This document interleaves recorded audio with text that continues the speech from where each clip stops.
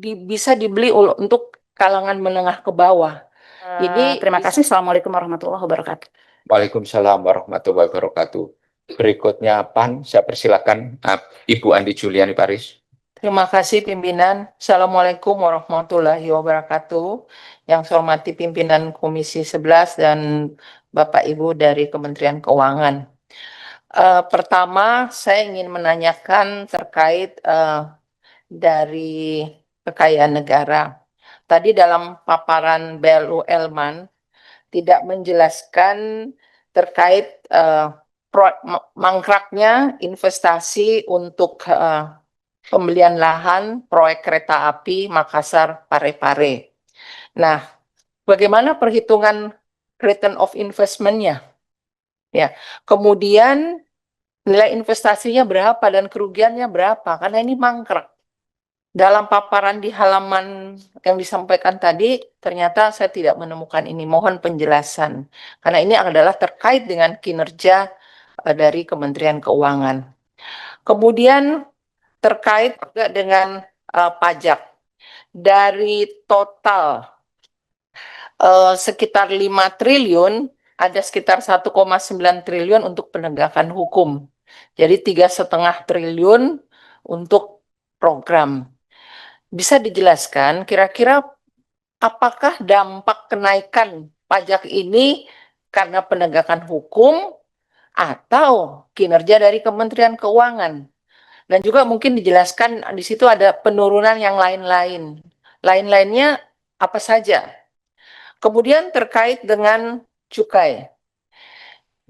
Saya sering membaca berita-berita di media, di dapil saya, masyarakat ditangkap karena rokok ilegal. Ini kan kenapa ada rokok ilegal yang beredar? Karena daya beli masyarakat.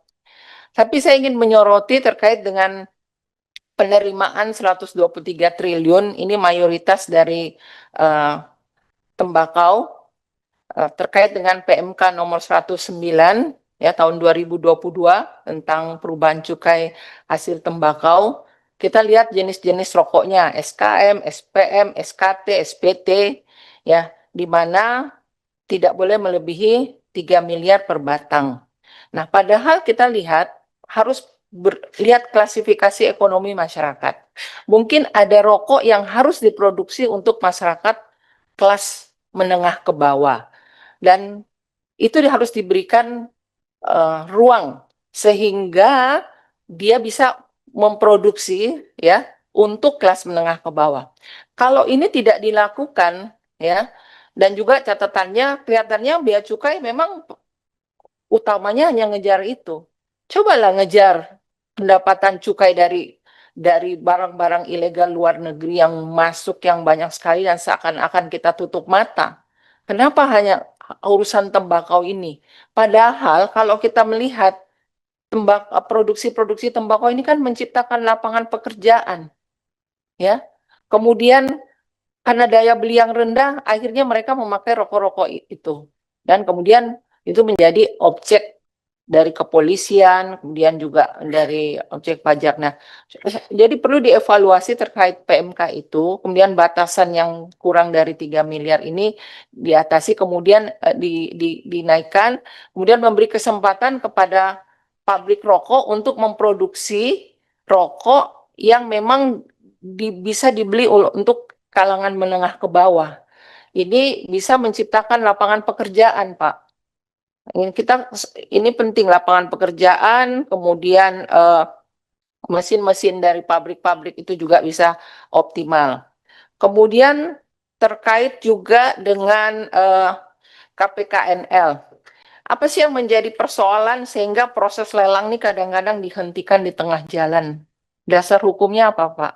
Nah, saya juga minta jawaban terkait dengan proyek kereta api apa namanya Makassar Parepare. Kemudian terkait dengan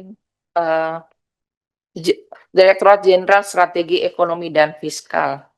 Mungkin akan ada baiknya, karena di sini lebih banyak kepada memformulasi kebijakan fiskal.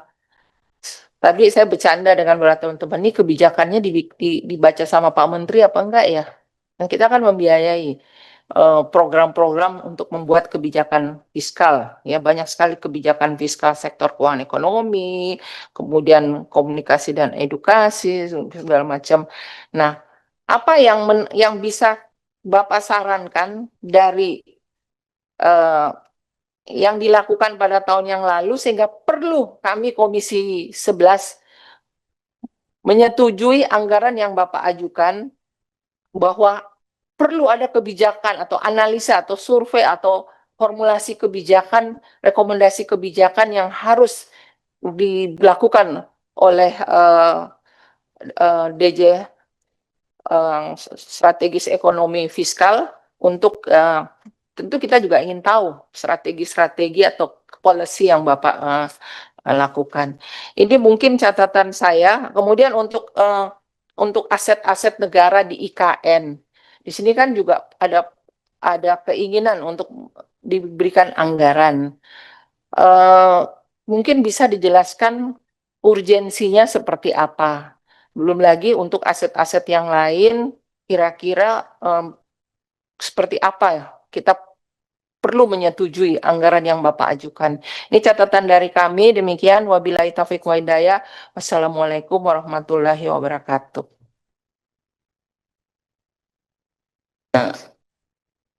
Kepada fraksi